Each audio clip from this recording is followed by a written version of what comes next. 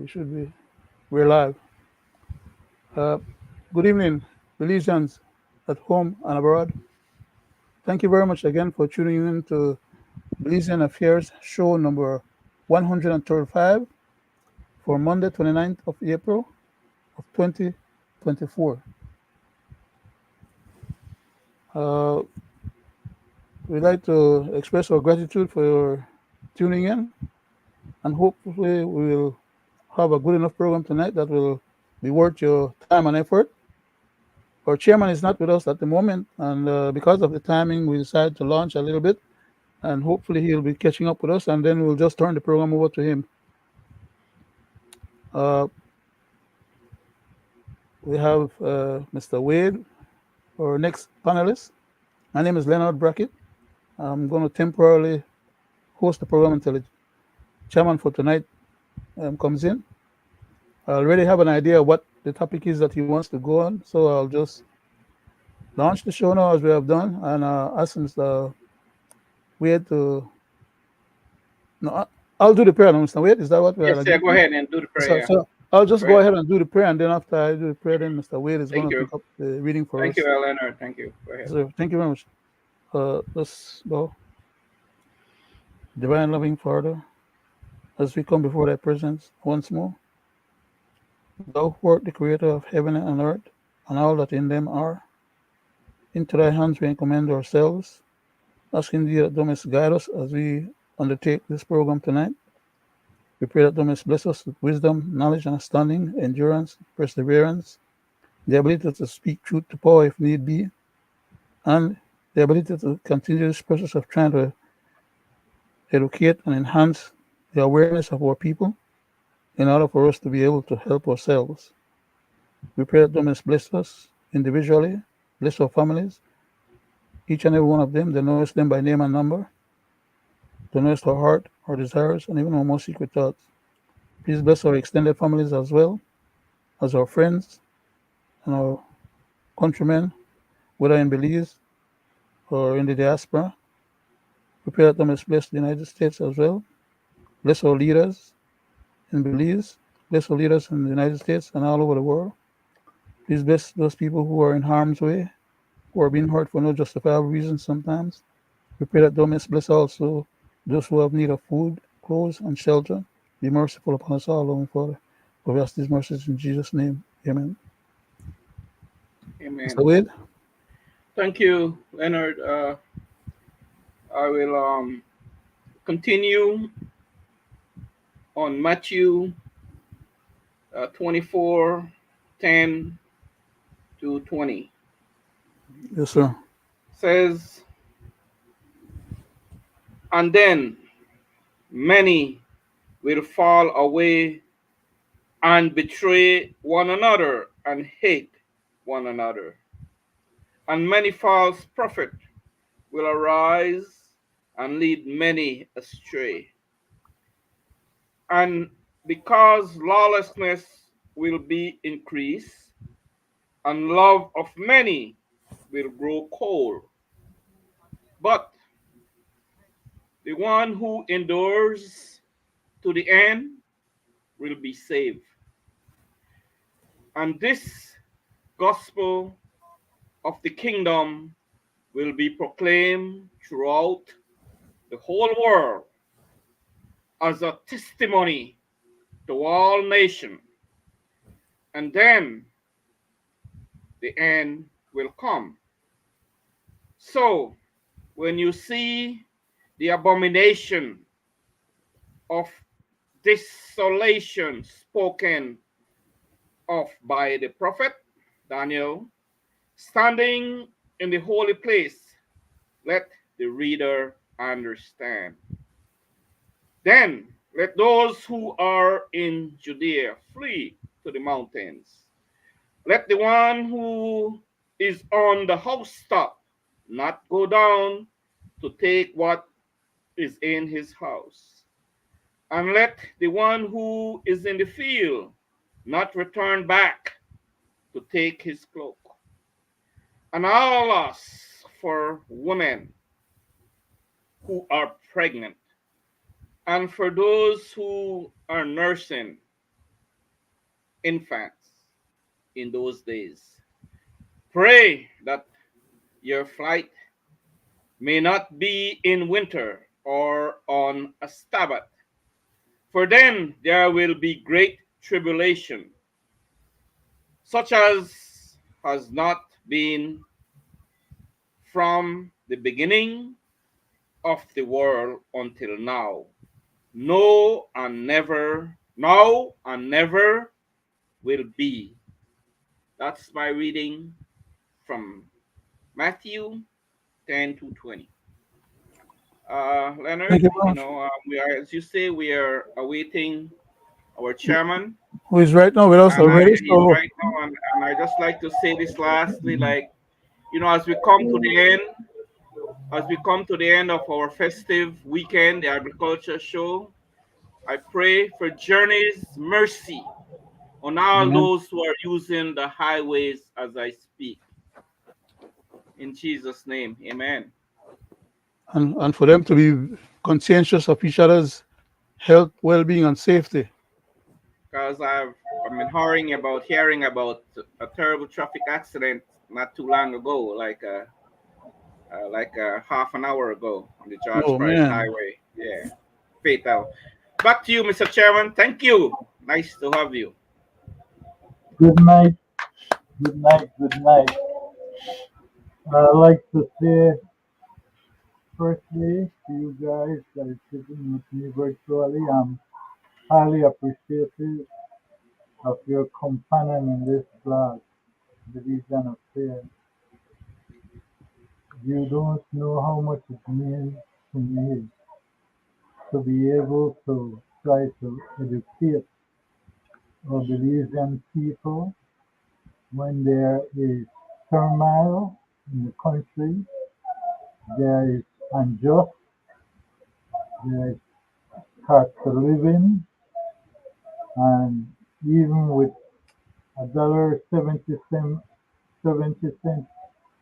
in the minimum wage, these young people still cannot circum the drought that is taking place at home, especially with the single parent mothers who have kids in school. With that said, I would like to say good night to the Belizean people at home and abroad, and we want to thank you for tuning in to this 136th edition of Belizean Affairs. Hoping that tonight's episode will enlighten you and bring some good educational purpose to you, my Belizean brethren and sisters. Guys, I want to thank you for the prayer and the reading.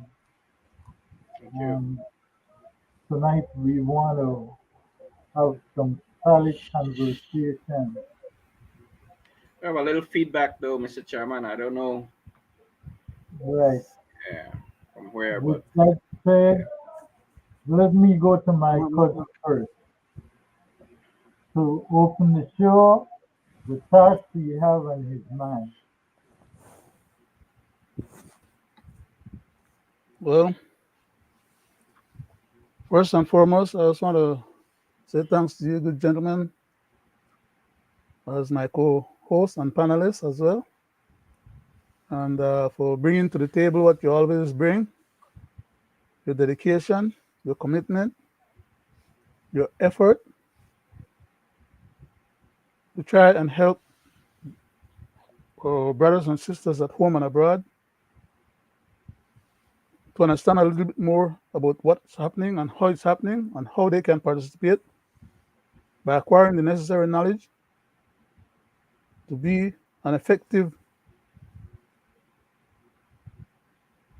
uh, voter and vote their conscience and their expectations in terms of the people that they elect, which is their constitutional right, so that we may have the government that we choose. Of course, we don't always get the government that we want, Some get the government that they want, some get the government that they think they want, and others get the government that they really don't want.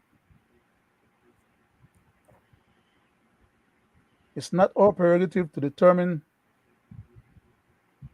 what government we get, but it is our responsibility as part of the democracy and members of the state, citizens of the state, to play our part in making sure that we hold accountable or demand accountability from those to whom we entrust our governance powers. And as for this show, anyone who would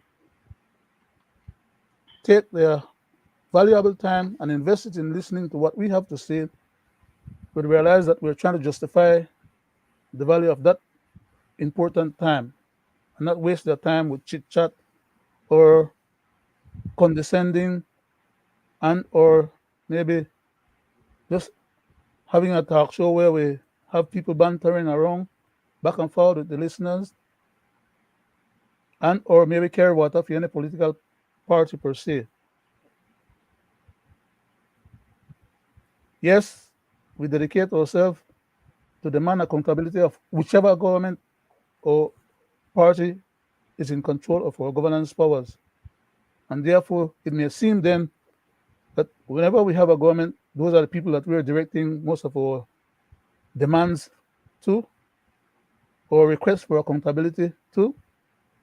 And because we now currently have a PUP government, there may be quite a few PUP people as well as UEP people as well as independent minded people who would say that all we're interested in is targeting the current government. They're the one that has the power of governance. They're the one that needs to follow through and give us good governance. They're the one that promised that if we elected them, they was going to give us good governance. And therefore, don't fault us for demanding that good governance.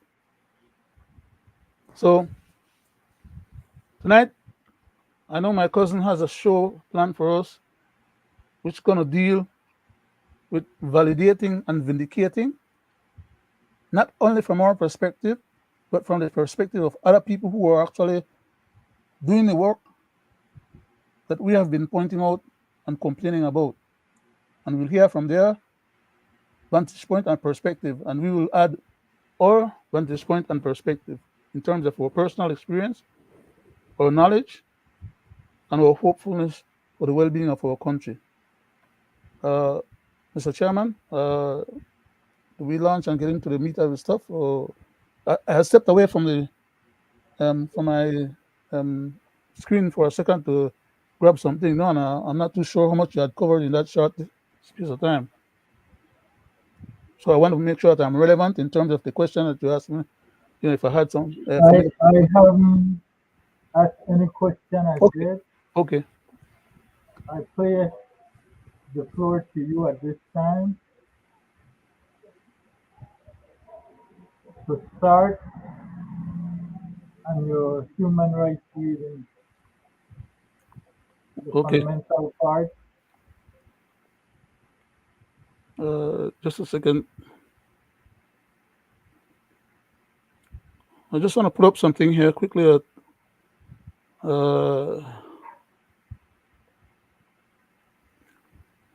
Bear with me for another couple of seconds. I'm getting there right now.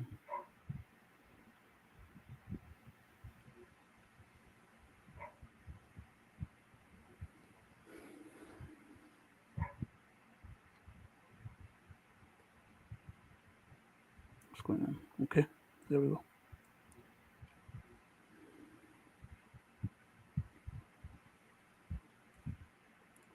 Okay, let me turn this sideways so I can.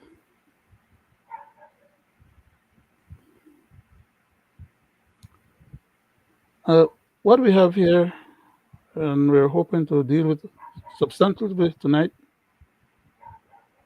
is a human rights report by the State Department of the United States government. And it is this portion that we're hoping to deal with relates to the Belize 2023 Human Rights Report. as logged by that entity that just made mention of just now. And in the beginning of it, it speaks about the executive summary, which is to say a summation and or a summary of a more detailed report that is to come after this summary. I would just like to read part of the summary quickly. I won't take too much of it or read too much of it because, like I said, we're going to get into it more in detail as per the chairman's direction. This executive summary starts by saying there were no significant changes in the human rights situation in Belize during the year, and I just uh, mentioned what year it was, the year of 2023, which was last year, basically.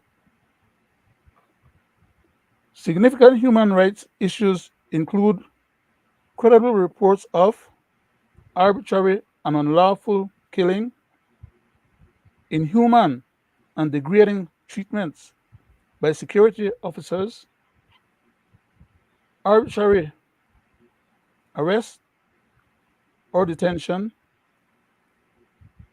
refoulement of refugees to a country where they would face serious harm, such as threat to life or freedom or other mistreatment that would constitute a separate human rights abuse, serious government corruption, and extensive general based gender based violence, including domestic and intimate partner violence. The government of Belize took credible steps to identify and punish officials who may have committed human rights abuses. And that is the executive summary. There are different sections that deal with specific highlighted items. And I would just like to defer back to the chairman because he's the one that's going to guide us through this process tonight. Thank you very much for the opportunity, Mr. Chairman. I yield back, sir. Thank you, Mr. Brackett. I go to you, Mr. Wade. Uh, we have always, speak on these issues, you know, um, because we see, Mr. Chairman and Leonard, that what they're doing is very wrong, and sadly that the ones who we elect to protect and serve us, they're the same ones that are breaking the law, right?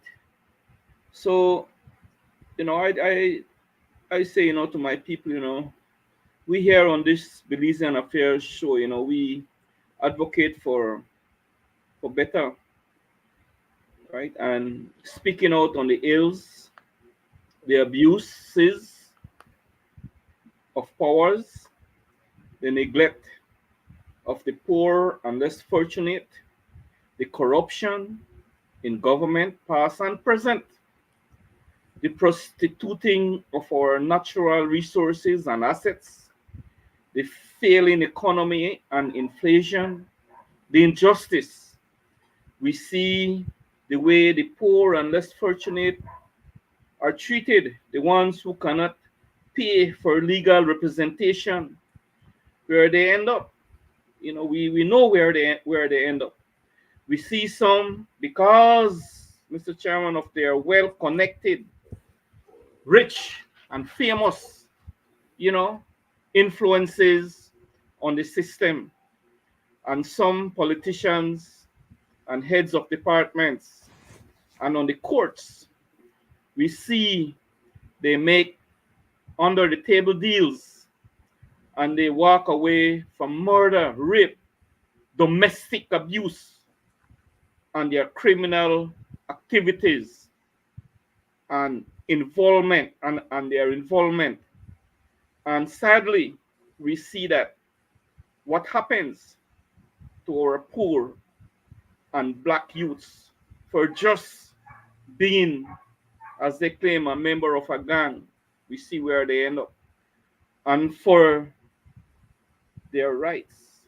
It's so sad to see how the system and this two-party system treats certain classes of society when the people give them that power. Sad reality. When and how will it stop? Now we are seeing some injustice in the world and some justice in the world. We are in the news lately. Israel Prime Minister might be arrested for war crimes. I hope and pray that he get his just dues. And for the crimes that the people in this country who we elect to protect and serve us, the things that they have done, I hope and pray that in some days or months or years to come that they get their just dues, because we have plenty of, like Leonard had just read, corruption in this country, injustice. And I'm so happy that the world is watching. Hence the reason why we see that Mm-hmm. the US State Department came up with that report. And it's Mm-hmm. not the first nor the second. There were many. And what had happened? They have not even made any attempt to correct the ills and the wrongs and the crimes that they are committing in this country. And hence the reason, they continue to do it. But who am I to tell them to stop? Back to you, Mr. Chairman. That's how I see that whole scenario there.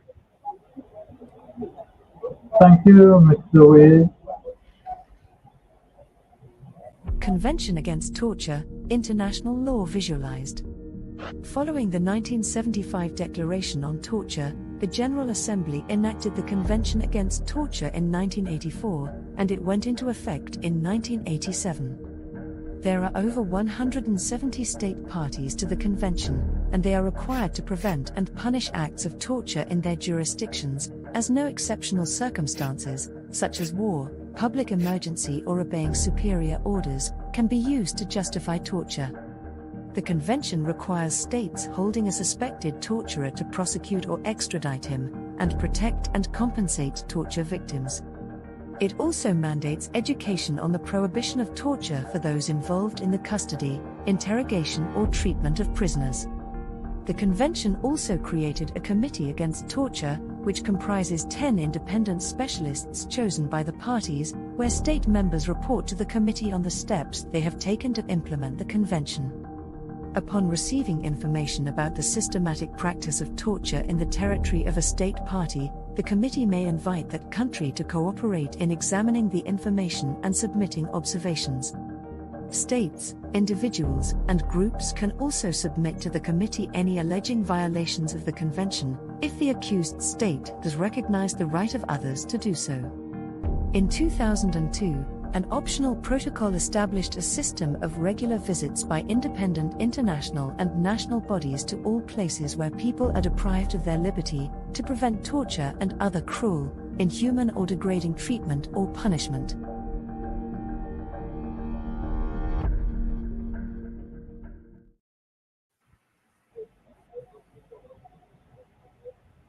Amen to that. With the video played, I hope that we will have some international norms that will come in and check on what is happening in Belize. But to continue with our program, let me read it.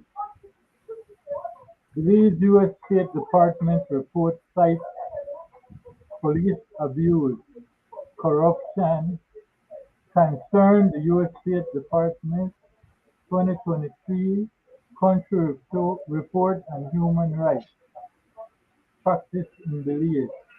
highlights cases of alleged police misconduct, corruption, and limitation on civil liberties.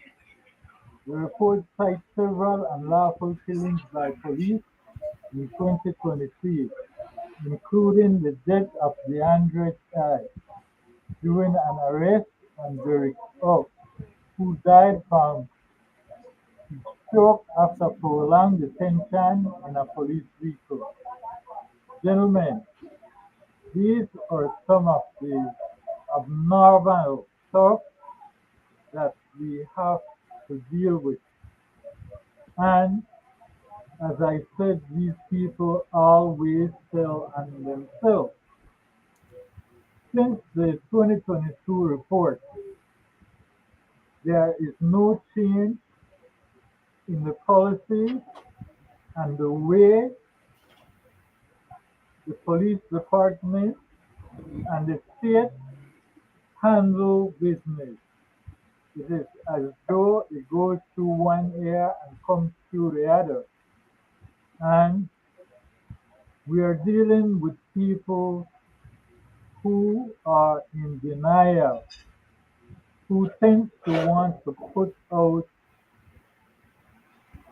what I would call unreal substance just to justify the abuse and the torture that is being done.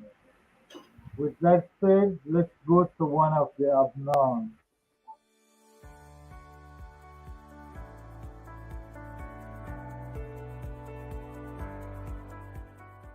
As we commemorate the International Day of Human Rights, the Belize Police Department is proud to affirm its commitment to improving the quality of policing in Belize. The department is committed to upholding the human rights principles of non-discrimination, equality, fairness, indivisibility, and universality. This is an ongoing paradigm shift to transform policing in Belize, and through which we adopt a human rights-based approach in the training our officers receive. The Commissioner of Police lead this shift with a firm commitment to ensure that the use of force policy integrates human rights. We recognize the Universal Declaration of Human Rights, which states that all human beings are born free and equal in dignity and rights. They are endowed with reasons and conscience and should act towards one another in a spirit of brotherhood. We are also committed to supporting the recommendations to Belize by the 2018 Universal Periodic Review, third cycle in which UN member states called on Belize to address the critical matter of the excessive use of force by law enforcement. Some of these recommendations include the call for Belize to expand human rights training in all law enforcement officers, including magistrates, judges, and lawyers. Continue and increase enforcement relating to the efforts to address excessive use of force by law enforcement officials and address the use of excessive force by law enforcement, including through training, effective investigation, and appropriate disciplinary action in cases of police abuse. Gentlemen, I have stopped the video. The compel wants to speak about training, when to start the training. The first thing you should teach your officers is in training the Constitution, which is the law of the land. Mm-hmm. Now, we speak about arbitrary detention. Let me say this to the people at home and abroad. The way the police force and the police minister is running Belize is the same way that the Israeli prime minister is running Israel when it comes to Gaza.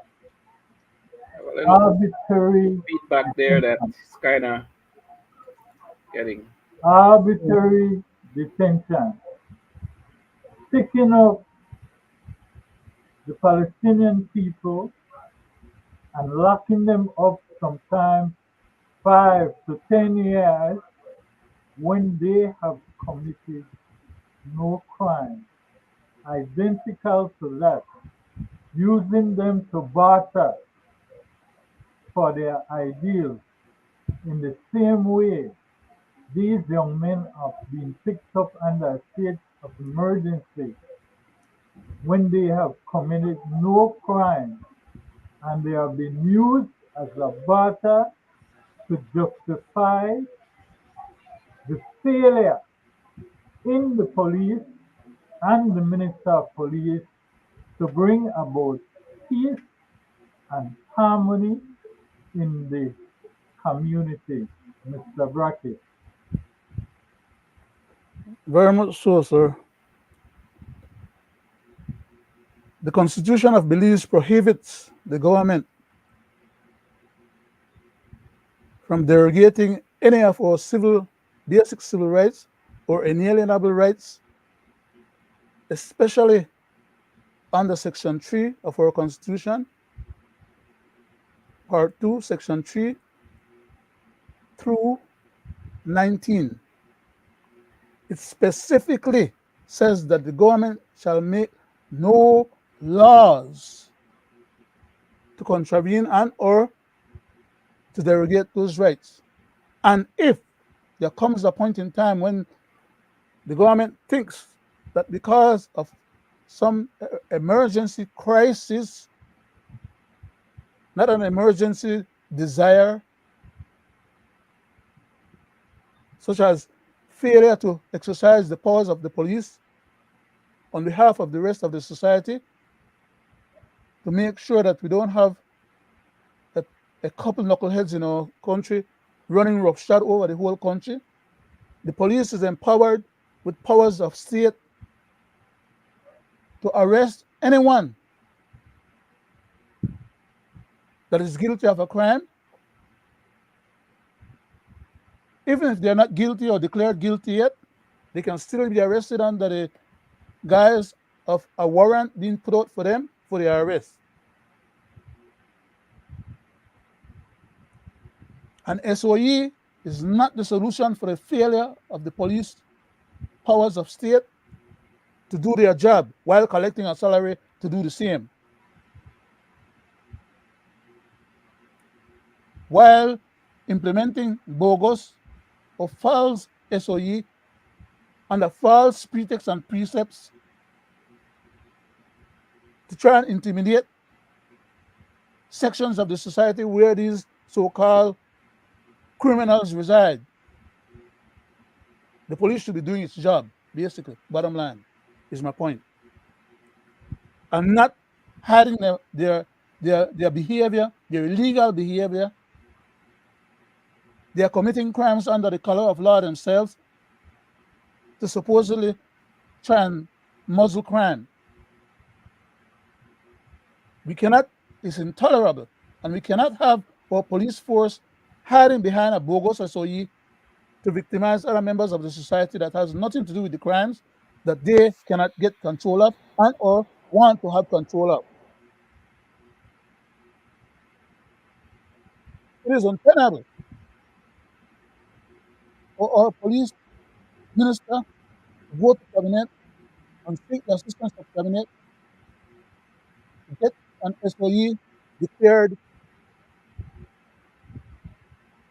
to take advantage of the general public in wherever these SOEs are declared. Because wherever those SOEs are declared, it is not just for the people that they say they want to go there and capture or arrest. They can do that without having to create an SOE. They are already empowered to do that. But when they go and use an SOE, they're basically saying, like the police officer asked the young lady, does he know what an SOE is?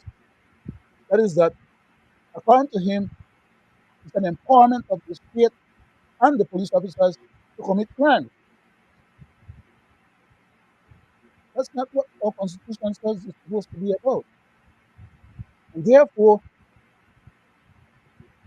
I keep insisting that our government stop the false pretext of hiding behind an SOE, derogating people's civil rights just because certain part of the Constitution also says that in case of emergency or catastrophe, government can ask the Governor General to issue a writ for an SOE, but that the government must convince the Governor General that that SOE is a valid purpose for which they're going to break the back of the Constitution and for a short term at that, if it was to do it the right way. But you cannot have an SOE pumping the Constitution. There's no such thing as an SOE or some ideas that come out of the top of the head of one of the public officials, then, would I be the minister of police or the police commissioner or his subordinate deputies or whatever, that they're going to decide, okay, we're going to implement an SOE because we feel like, and we want to decide that an SOE is necessary, and we declare an SOE needed. And don't go to the Governor General, go to the Cabinet Secretary, the man who sits in Cabinet as the Secretary of Cabinet on behalf of Cabinet and the Prime Minister, to whom they always go to try and get an SOE sign off, presumably according to them, or at least that's what they stipulate and try to tell us or have us try to believe, and we don't believe it, by the way, some of us, that the Governor General is unavailable, and that is why he has to jump every time and commit a crime against the society by virtue of overreaching, misusing the powers and the authority vested in the office of the Governor General, because he then, as Deputy Governor General, is supposed to sit in the absence and the unavailability of the Governor General. It is not the first time that he has stepped in and tried to use the powers of Governor General on behalf of the Prime Minister and the Cabinet. I recall, as I mentioned in our last show, the Governor General at the time was supposed to be demitting office, and I knew the Governor General was already being set up to replace that Governor General. And in a short space of time, they had this gentleman who at the time was acting between the two Governor Generals to sign some documents that either the previous Governor General should have signed or the new Governor General should have signed. They had him rush in the middle of that space of time and pretend that there was an emergency that needed to be executed by him, when in fact he was actually bastardizing our Constitution in so doing. He wasn't following the rules. It was easy for the Cabinet to convince him, as their Cabinet Secretary, that they wanted an SOE and deserved to have an SOE because they said so. They didn't have to go and prove to him or validate to him that that SOE had merits. But I'll leave it at that for right now, Mr. Chairman, because I know the show is not about this particular point, and therefore I don't want to stress that because we'll have other days to take those other matters up. I yield back, sir. Thank you, Mr. Brackett. Let me say this to the people at home and abroad. When we speak about a state of emergency that is inconsistent with the Constitution, let me express what arbitrary detention is. Arbitrary arrest and detention is when the police pick you up for whatever reason. They just want to pick you up, and they call it investigation. They detain you under a 48-hour period, then they go out and investigate if you committed a crime. At the end of that 48, when they see you have not committed a crime, then they want to release you after they had you under unlawful detention. And to prove that point, let me play a clip so the people at home and abroad can understand what arbitrary arrest and detention is. And I want the people at home and abroad to know it's within your right under Section 20 of our Constitution to sue the police department and the government for unlawful detention. Let's listen to the clip. And when I was told why they were being held by the police, I thought I had to intervene on their behalf. The instruction that I received is that there was a young man who entered his apartment after there was some effort to evict him, took his items out of the apartment, and gave them to the two young ladies who were detained to hold for him. Again, I'm instructed that the owner of the apartment went to make a report to the police, and from that report, the police understood that the items were hers. In my mind, I was saying, then there is no reason for holding these young ladies, because if she doesn't own the property or the properties that were taken, she has no local, she has no power or authority to bring any action against them, whether criminal or civil. So I went to see them, and then I understood what it really is. It's a case of unlawful detention and malicious prosecution, and the Constitution is clear on that. If any person unlawfully detains another, that person must pay the detained person compensation. So that is what my clients have instructed me that we're going to do. And it is very possible that the police might need to investigate this further and bring charges against the right people who have committed some sort of offense or crime. I have always tried to speak to the police when my clients are detained to see whether the detention is lawful or not.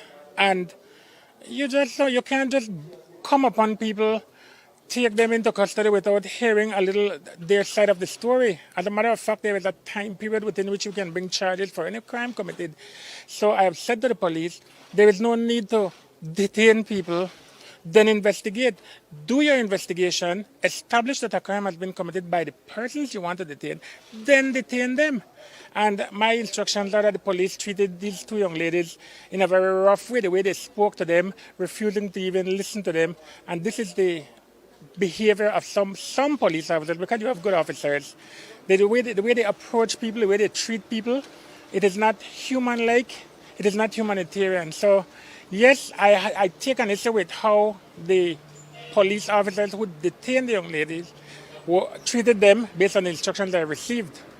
Yes, I take issue with it.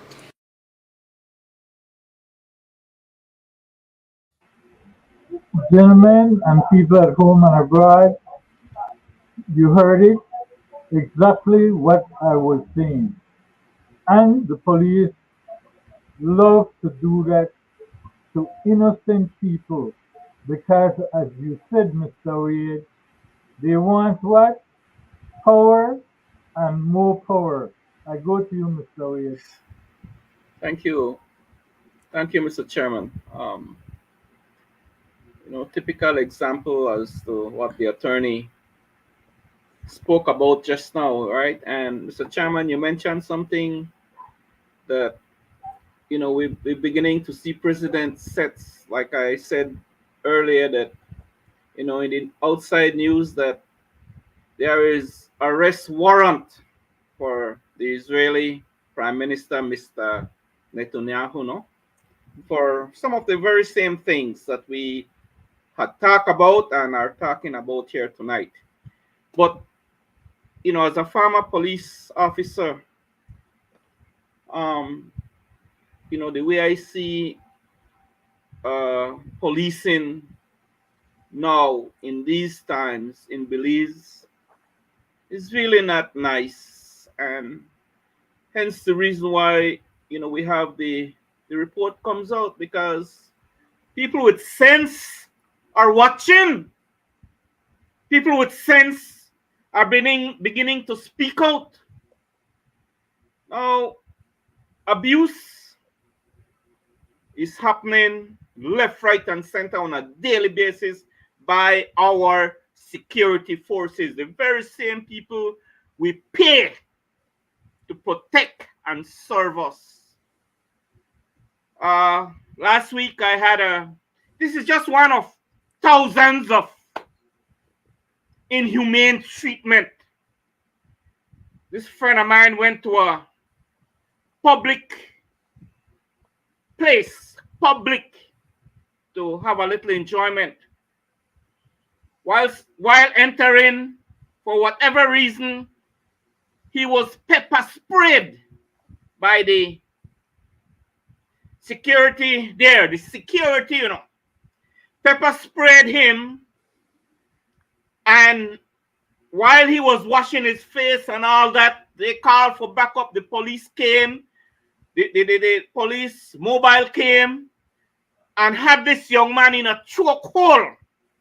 And he says he's grasping for air and telling that he's, the man, they choke me. And the only thing that he could have done was bite him on the hand that was choking him. Well, after he got bit, he was released. And after he was released, he was picked up by the 3 other officers, hands and feet, and slam him in the back of this mobile, taken to the police station up here. They beat the hell out of that young man and refused to take him to the doctor. He spent 2 days. But the policeman went to get his medical form, He went to the doctor and he came back with harm. That's what the medical doctor prescribed and says that was done to him. So he was arrested, charged, went to court last week, and he was found guilty and was charged $800. Right?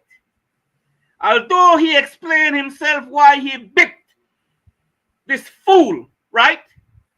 He should have bitten off his damn hands, right?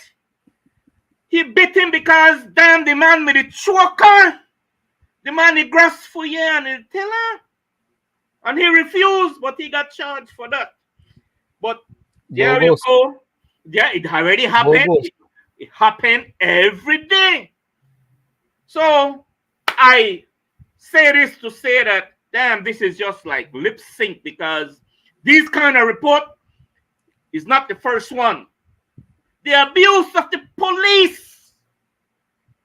Like you said, Leonard, not every one of them are criminals. But I told a couple of our police OCs that I have known, and I said, man, everything else, but you have some criminals working with you, right? Hiding behind the badge. Friends of mine, OCs, that in charge of a little formation, and they're friend of boy. You know what? All is good, but you have some criminals, and I had to explain to one why I say they are criminals. Because of what I see, the crimes they commit, and sadly, Belize, sadly, that their superior always want to cover for them. That is what that is why we have this report here again, right? Mm-hmm.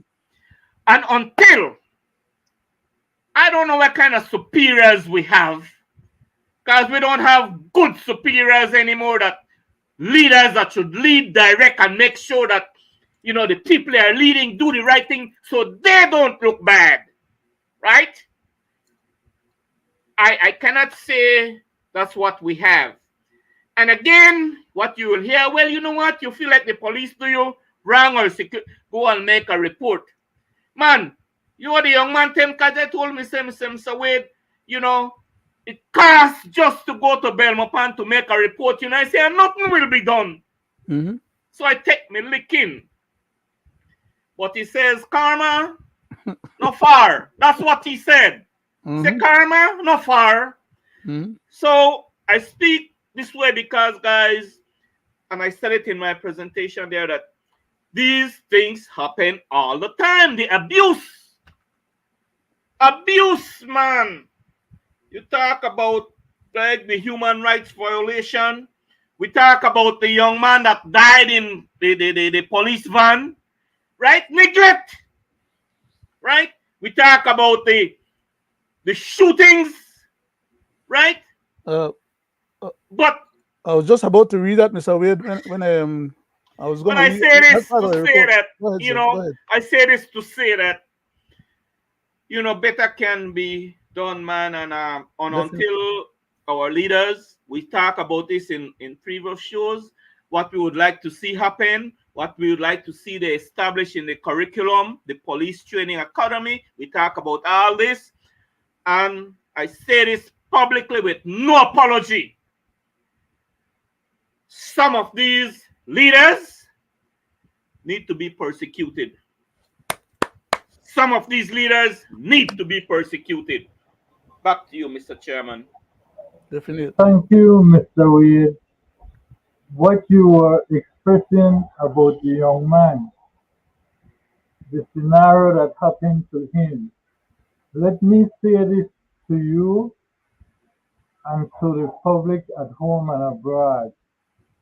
When you have a court case and you go to court, if you do not have representation, these judges look at you as though you are a nobody. The common people cannot ask questions of the judge or say anything to defend themselves. Hmm. Let me read this out Talk so about the the corruption public all the way up top. at Corruption. home and abroad can understand what I'm saying.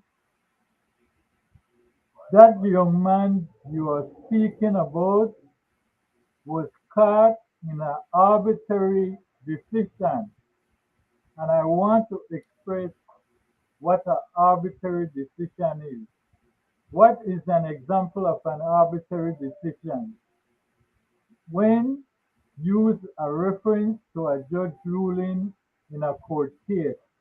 Arbitrary means based on individual discretion rather than an unfair application of the law. Exactly. So that is what has happened to that young man. He did not care to hear what he had to say. All she knew was a policeman was and there was this case, and she sided with the policeman. Hmm. Within, if you know the law, you could have asked her to recuse herself because any and every judge has to be by partial. A judge cannot side with no one when they are sitting on the bench. Go Sad ahead, to Mr. see. Brackett. Sad to see what happened in Uh, this country, man. Sad. on the same point that you just finished up, Mr. Chairman, if now I'm going out way out on the edge of the tree, way out on the least small limb there now, okay? So maybe I hope the limb not broke and drop, make a drop the ground. Like when I am big right mango. But it's nothing laughable or to be laughed at, you know.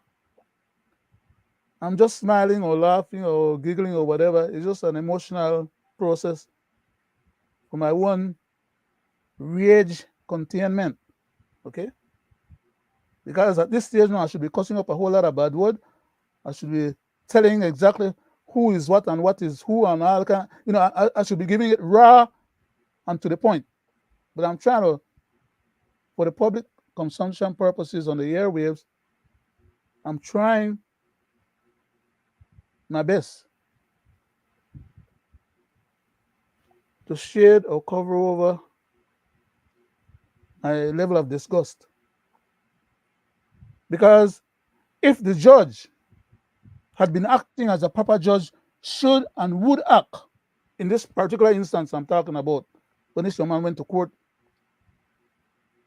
and the judge and the police officers, they produced their report saying that the officer was beaten, it was the judge's rights and responsibility. Remember now, not only just his or her rights and responsibility. The question as to how that officer got bit, how that damage got, how he suffered that damage. And by that judge being able to hear from that young man that he had been pepper sprayed and was gasping for air when this other gentleman was choking him out, which could have taken his life, by the way, and nothing else would have probably come out of that case because they'd have silenced the case right there and then. We have had too many of those in the past, okay? But had that judge been performing the judiciary function, which was to sit there and observe the evidence and make a judgment based on the evidence, that judge would have known that that young man was fighting for his life and had to do something as a last resort, whether he beat that officer or whatever he had to do to have that officer let him go so he can get another better year instead of passing out. Because these officers, they like to go choke out people and make them pass out. And then they hope that, okay, they put that on a record that they may choke out somebody, but they never kill the person. But for the many instances where the choke out end up with somebody's death, they wash it over and come up with a complete different report than what should have been logged. Now, when the judge had read this officer's report about his injury, the responsibility of that judge was then to question the temerity of the officer to be choking that young man to the point of that young man having to bite his hands. Because the young man never rush up to him and just grab him and bite his hand. And right there, the judge would have been able to see that a crime was being committed against that young man. And according to the laws, that young man should not have had to suffer no further consequences other than the choking when he don't get. As a matter of fact, it was his right, if he had a legal support, to reverse the tide with a proper investigation and charge that officer with committing a crime under the color of law, criminal contempt, because that's what he had for the young man. Criminal contempt. But because he wears a badge, he's supposed to get away with the crime that he's committing. That officer is not the only one. Mr. Chairman, can I read another little part of the report here that refers to the very same thing Mr. Wade was mentioning earlier? And I don't read the whole thing because, like you said, go ahead, sir. We have a lot of other things to cover, you know? In March of the year of this report, of presumably March of 23, because that's the year of the report, in March, police officers shot and killed DeAndre Chi when he fled from arrest on a motorcycle in Orange Walk Town. We all can remember that particular instance. Police officers claim they shot at Chi and a companion after hearing gunshots from the motorcycle. The man accompanying Chi told police the songs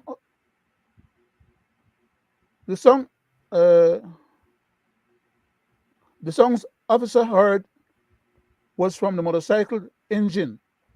He also claimed officers used threats and intimidation to pressure him to recant his testimony. After an internal investigation, Police Corporal Esmin Flores and Police Constable Salomon Kowo were arrested for killing Chi. They both remain in custody awaiting trial at year's end, which was at the end of that report. And then it goes on to mention about some other instances. In June of the same year, the Director of Public Prosecution withdrew manslaughter charges against 2 police officers involved in the death of Derek UH,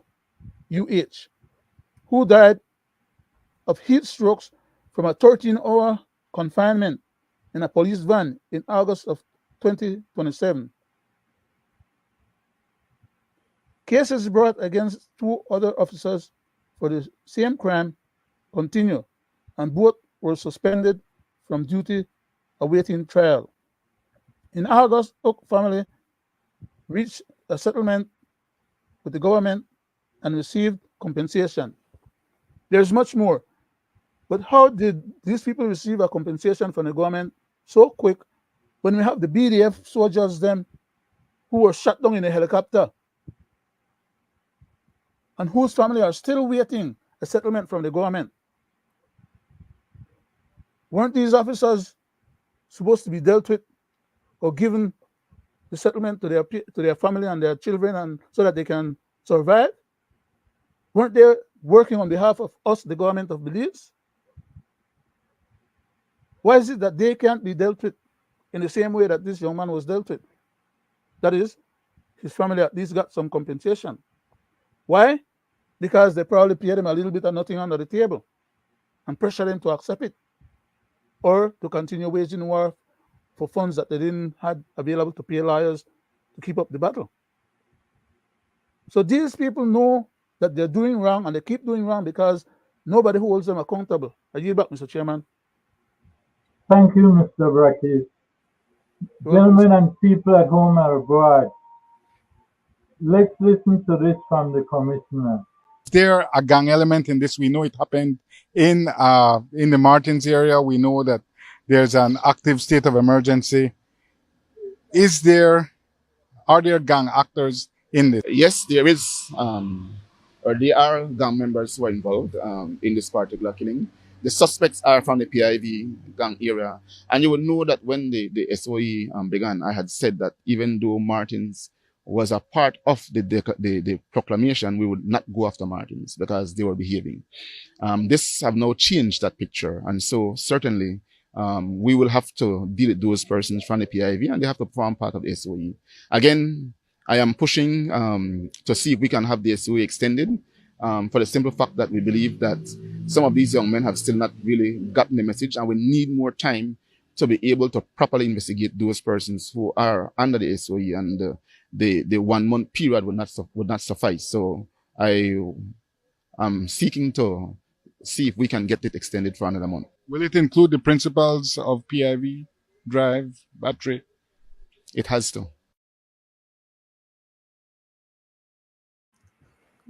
Now, gentlemen,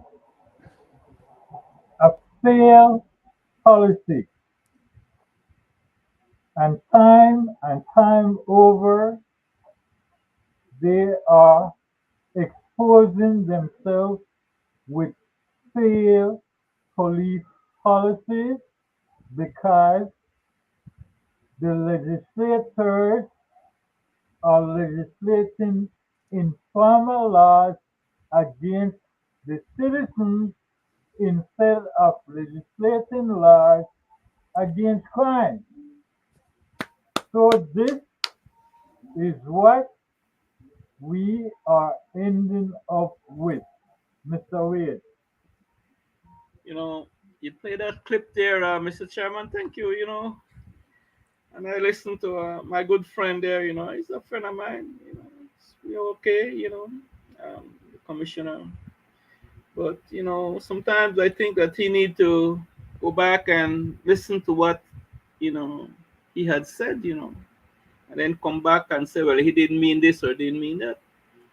Says the way he is putting it that this state of emergency is for some people, right? Some people. And like I've always said, you know, and I'm going to put it shortly because it's a repetitious cycle of this state of emergency and repetitious words that comes out of their mouth. We know who these people are. And here, just so you on that clip, apparently again, he's referring to for some people, right? And some people is not implicated, but he might have to extend it to other people, right? But it's not like that, right? So I say this, Mr. Chairman, is that, you know, if I'm the policeman and I know who shot John Jones, you think I will penalize the whole surrounding area on that issue? No, I will go because I know who that person is. It's just like I'm saying, they know who are the bad players, and the man, Mr. Musa, says it's about 45 bad eggs. I'm talking, this comes out of this man's mouth, right? So why have a state of emergency, Mr. Chairman, and my people? Why not go and pick up all these facts? They already have the powers to arrest and charge. Mhm. If they know that a crime has been committed, if they know that I, Rudy Wade, come and I bamboozle Mr. Leonard Brackett, why implicate other people? So stupid. Go and pick up Rudy Wade and take his ass because he committed the crime. Mhm. Huh? The police already have that power to arrest, right? Why constant repetitious cycle subject a country, the city, to these illegal state of emergencies? You understand me? And it's not only going to end here, guys. Another 3 months, be another state of emergency, right? Nobody check these guys, and you know what they do with the Constitution? They take it away and they dash it one side. They don't want to hear about human rights. They don't want to hear about my rights because they are the boss, they are the big bad wolf, and they could do whatever they want. So I hope and pray that that man Netanyahu be put in front of a tribunal and get his just due. Likewise here in Belize. Back to you, Mr. Chairman. Thank you, Mr. Reid. The whole scenario and policy is one of political blunder. The police department is caught up within the government and politics. And I will tell you why. A seasoned commissioner who is not just there yesterday, but is there a couple years, is begging for more time because he don't have the pill for the quick fix. When that pill, as the Minister of Police said, lies in the legislators, and he is a learned man. They have a supermajority.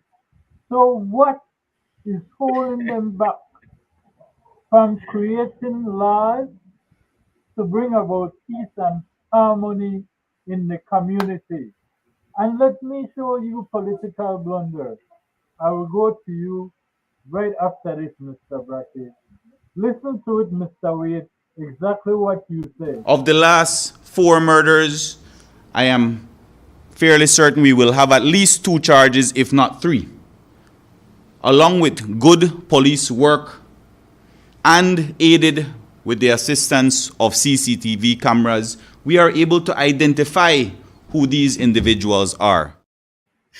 I will stop it right at that, Mr. Wade, because you rightfully asked a question. So if you can identify them, why is there a state of emergency? Man, we need to stop the political blunder, which is fake news. You are trying to tell the public what you want to tell them because you don't want to hear the whiplash. That is exactly why they made the common assault bill pass. So you cannot hold them accountable for the mistake that they are making, Mr. Brackett. Thank you very much, Mr. Chairman. Oh, The outstanding question, like a sore thumb, is sticking out. And I'm going to repeat the question. If they claim, both the police commissioner and the Minister of Police and others claim that they know who these people are that are committing these crimes. Why is it that they fail to do their job? I'll tell you why. Good question. I'll tell you why. Because we've been asking that question for a long time now. It's about time that we stop chasing around in circles. Because as soon as we catch your own tail, we realize when we bite it, how it hurt. I know somebody else tail with me to chase after that we won. And I explain what I mean when I say that too. The people that are going out and doing the shooting do not have any money to buy a gun, bring gun in the country, buy or get bullet, they will commit no crime just because they feel like being criminals. They are sent out there on missions to commit crimes on behalf of the big boys them in the gang, who are friends of people in high places and who give these people political contributions and send out the gang members to go do political work on behalf of these people in high places. I think by now most Belizeans should be aware of that. So I don't think I give news. The fact is that they know who these people are and they refuse to go out and deal with them. And they prefer to create bogus SOEs under the pretext that, oh, they're creating legislation, they're putting laws in place, they're doing what they need to do to go and grab up people that they have no proof are committing crimes. Instead of grab the ones then when they know are committing the crimes. As they said, they have CCTV pictures of them. Mr. Chester said he know where gunfire what bullet. Go after the criminals. Do your job.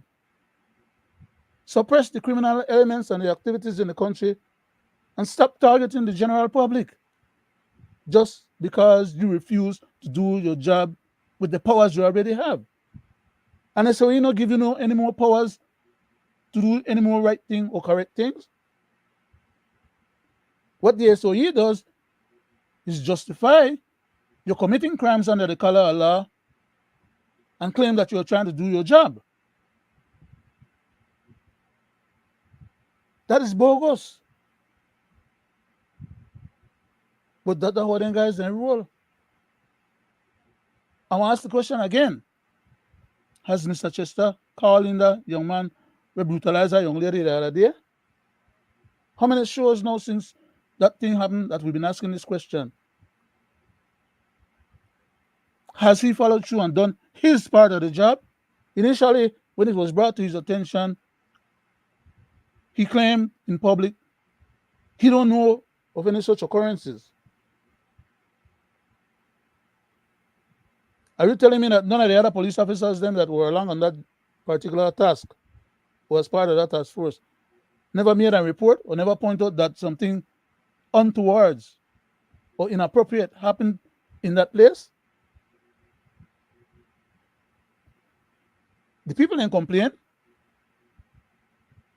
As you said earlier, Mr. Wade, they are always asking about police report. They need to report. If they not report it, it's not going to be investigated.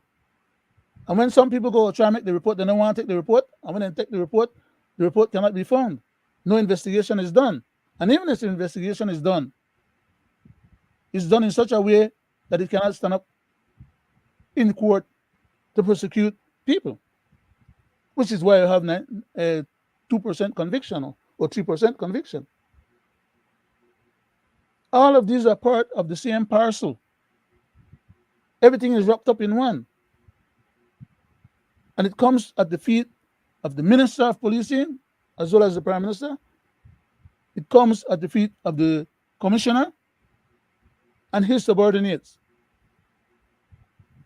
If they were doing their jobs properly, the officers would not feel like they're invulnerable and or that they have the right to commit those crimes because nothing will become of it. Because they will know that when they commit those crimes, there's the possibility that their career is ended right there and they could be prosecuted personally. That's the way the system is supposed to work. But so long as these guys in the high positions aid and abet and cover up for the criminal conduct of their officers because they don't want the police look bad, well, the police don't have to look bad because we talk about it. Other people talk about it, such as this report and many other reports. I tell them already. They're agents from many other countries that hang out and do business in Fui country. They know more about Fui country sometimes than even one officials them. Because those people are professional in what they do. To collect, aggregate, decipher information, and log their reports. Mr. Chairman, I would like to leave that particular subject on for another occasion, and maybe we'll have another part of the report that we wanted us to delve into as well. Thank you, I'm seeking Mr. directions from Brackett. you in regards to where we're going. No? I'm looking at time at the moment, but let me say this, right? It all comes back to a designer system Mm-hmm. and grave political blunder from past and present government. The three things I have always mentioned that government cannot do is play its role. What is the role of government? The role of government, one, is to protect its territory. They are failing miserably in the Sarassoon and the Chickabull. Two, to get with private sector and create jobs. Past and present government, if we search the record, we will not find any long-term jobs that they have created. The present government speaks only about the BPOs. Three, to bring about peace and harmony in the community. They cannot even do that. The three things that help to stabilize a country and make its democracy genuine for its people. Mr. Wade, I go to you. Mr. Chairman, Mr. Wade, Yes, just a second. You mentioned just now about timing. These matters that we're dealing with right now is so critical that I think we should add another 15 minutes to our show if you so desire, you know? not an issue. Okay, sir. Go ahead, Mr. Wade. I Wade, think the chairman Thank had. you. Thank you, Mr. Chairman. Let me say this now. For those who do not know, or for those who know what goes on in this country and how it works, you have a PUP gang and a UDP gang in this country, right? Now, I'm going to make it quick because of time. Now, what really messed up the policing in this country and messed up our security forces is because they are politically appointed, right? For those who do not know, that is what happened in this country, and you could sue me for that, right? Now, I say this to say that if these people are there of their own merit, right? Their own merit. Because I like to say this, at one point we have a man from the BDF who has no knowledge of policing. He went on to be the deputy commissioner of police, right? And I don't talk nothing rocket science, right? Bypass on 30-year seasoned policeman because of the CEO in the police force and ex-BDF Bali, bring in for him Bali, override all the senior man, and that's where the morale of the police force drop, right? And put this man there over all these senior men as one deputy policeman who don't have no kind of knowledge about policing. So that's number one, right? For who don't know, and I could call name, but that person know who he is, and that person that made him and demoralize the police force know who he is, right? Now I say this because I know, right? Now, if you have let's say for a commissioner of police who is put there by his own merit, when the a politician call here and say, "Oh, say that, gang mama," because he might come to me and say, "You don't kill this one and kill her," but you know, see how you could help the man, and you facilitate that criminal activity, right? You are as guilty, right? And that is what's happening in this country, right? You have commissioners of police who I knew were band player, play a musical instrument, has no knowledge about proper policing. He went on to be the commissioner of police by past season. For instance, my brother, right? He came, you know, seasoned man. Deputy, they bypassing because you know why? If they have put his, there was a no nonsense man, no politician couldn't come to him and tell him who to release and who not to release and do the right thing and do his job.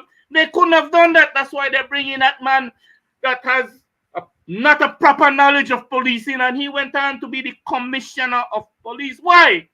Because he is politically appointed, right? So I'm talking truth, and I'm talking see where the breakdown and see where the problem is, right? So I'm pissed off because, you know, these people don't want to fix it, right? And if that man that the politician come and say, you know what, I like you for because you're a good supporter of PUP, you know, and this and that, and you and do it and this and that, I'll make you the commissioner of police, and he accept that job, he's criminally you know, not doing the right thing, and you know, he is, for me, they're all one, right? But that shouldn't happen, right? That shouldn't happen in this country, right? And that is where the breakdown, because then from up there he gonna call his subordinate, and you say John Jones here, and you just arrest him, right? Release the man here because the politician says so, right? Man, come on, causing a good PUP or a good UDP, right? That is what is going on in this country, man. People are not in position based on their merits. They're all political. When this PUP party go, one different crowd will come in, because whoever sits when bringing your own minions and your own stooges that will follow the agenda of the politician, right? Because they don't deserve to sit in that seat, right? But that is the breakdown in this country, man. And until then, until people are not put in position on their own merits, you know, put in position because of favoritism and because of politically well connected, we're going to have chaos in this country. Continue. And again, I say this to say that we have a PUP gang in this country. When the PUP is in power, it's okay with the PUP gang.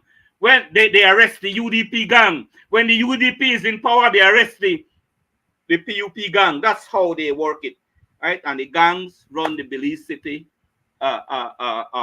area because, you know, it's all political, right?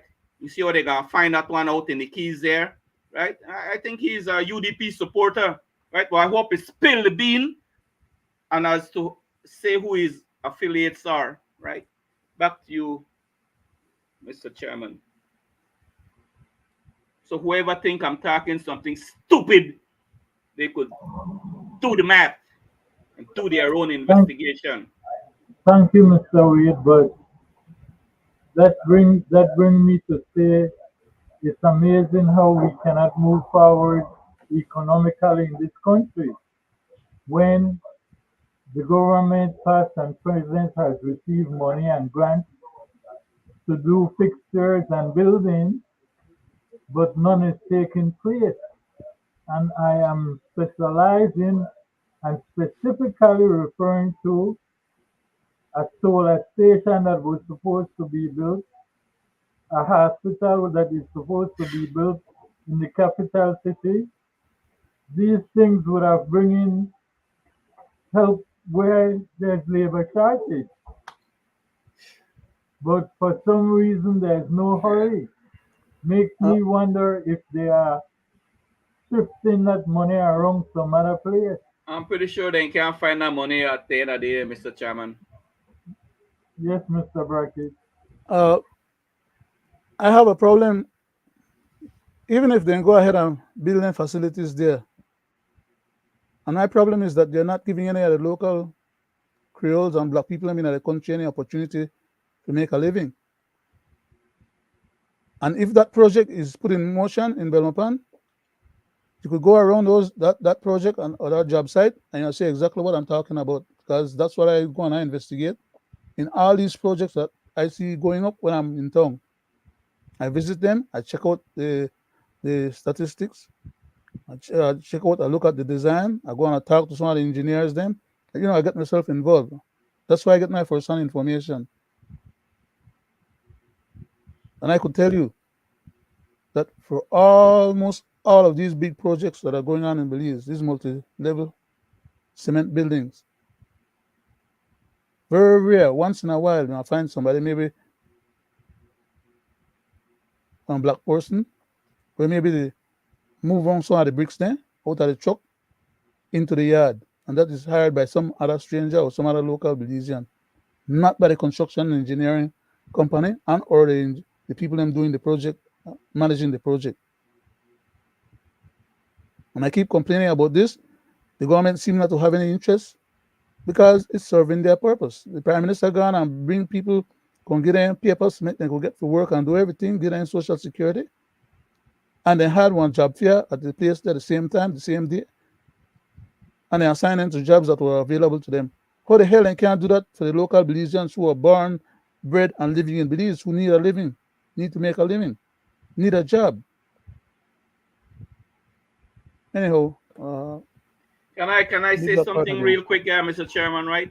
What I would Go like ahead, to Mr. see Wade. quickly, instead of, I go to the Commissioner of Police, instead of they're politically appointed, why don't they do like other countries?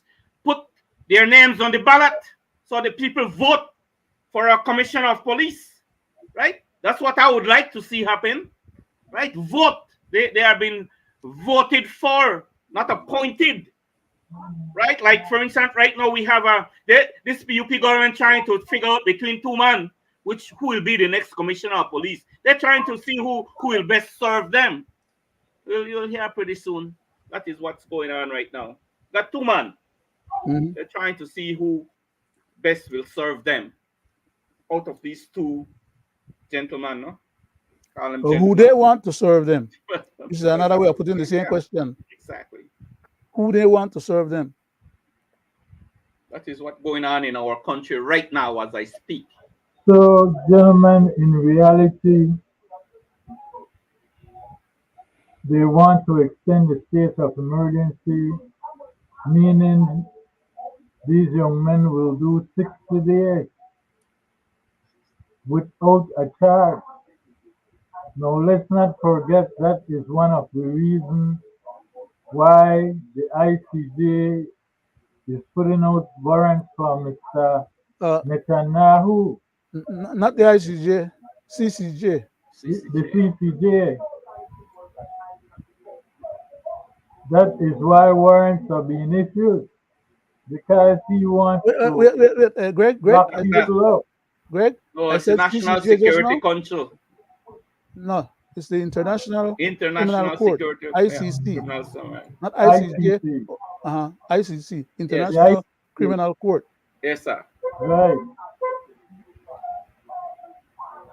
We're getting to that time, Mr. Brackett. Would you like to introduce anybody that is there before we close? Do you have anybody? No, sir. Mr. Wade? No, I'd like to say it's always a pleasure to be in your company, guys. I hope that our program tonight be of some kind of beneficiary to our Belizean people. And this is what we talk about. This is how we talk about the ills and how we show our disgust, and we talk about how things could be better, right? We don't only find we only say the right, we say what need to be done or how we see it, and how better could be done, right? And we have solutions. But of course, I hope they are listening, right? To at some point, they trust me, they do listen to our program. At some point they will get the message, right? That people are, beginning to, talk about issues, right? And they need to do better. And to our viewers and listeners, Mr. Chairman, it's always a pleasure to, thank our supporters and viewers and listeners, right? We thank them, right? Go ahead, Mr. Brackett. Thank you very much, sir. I just want to say that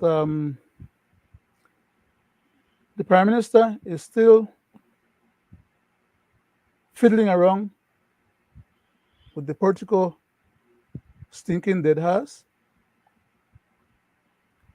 and trying to figure out who else he can suborn in the cabinet in order to come out with that majority that he needed the first time when he failed. But he's having resistance from some individuals whom we all thought normally would have been in his corner and would have been supporting him. But I think those people are having troubling of conscience, and they're weighing whether or not they should allow us as a country to be put over a barrel just because the Prime Minister wants to do so. And so he's hot under the collar to try and get this political thing resolved before the term is up. And he has already stipulated that it's likely that he may call an early election, which means that he's running out of time quickly. And we only have to hope that he wins the next general election if he calls it early, in order for him to still be around to further this political issue. But this political issue is going to lead to catastrophic results in our country, both economically as well as social. But these guys don't care, which is unfortunate for our country and our people, and for them as well. Because whether they care or not, there will be consequences. Like Mr. Fonseca,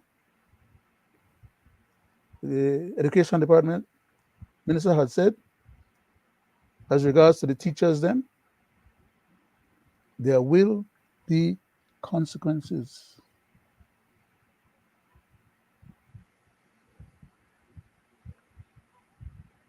I don't know. I may not be around, but I can assure you it's already in process and the ball is rolling. There will be consequences. Take free power and put me over a barrel and think that you want to walk off and get away scotch-free with immunity, hiding behind the governance powers that we entrust to you. There will be consequences. I advised before, I pleaded before, and I said, without any hesitation or without any hair on my tongue, like what the Spanish say, sin pelos en la lengua. Ask Mr. Briceño what that means. He understands enough Spanish. Ask Don Hector Silva what that means. Because Mr. Price is not around to explain it. So go to the next best available people, check with Mr. Musa, the elder.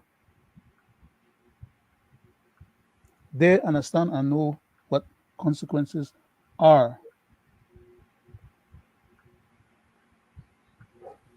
You're not going to run for your country down the rat hole and play the fool and pretend like, well, so what? I'll leave it at that for right now. Thank you very much, Mr. Chairman, for sharing a very good show tonight. I'd like to invite our listeners to check in with us on Wednesday when we'll further the representation of this particular report. We'll deal with another section of it. And on Friday as well, we'll deal finally with the last part of it. So we have set aside 3 shows for this particular issue. It's not done tonight. We just start getting into the meat of the problem or the issue. Because somehow, I've said it more than once before. Go back and check the shows then. Some of these people are going to end up at the Hague. I was not capricious or willy-nilly when I made that statement. And I was just not just being hopeful that somehow or another it could happen or would happen. But these guys, they're the kind of people that unless it happened to them, they don't believe it could happen to them. So the ball is rolling. Come hell or high water, there will be consequences. Good night. Thank you very much, Belizeans at home and Thank abroad. you, Mr. Brackett. Thank you, Mr. Chairman. Thank you, Mr. Wade. Thank you. Thank you guys for sitting virtually with me on another educational program. I would like to say good night to the Belizean people at home and abroad, and thank you for tuning in. Please again tune in on Wednesdays and Fridays as we continue our educational purpose and our jewel. Have a great night. We want everybody. We want everybody. Give me some of your everybody. Give me some of that.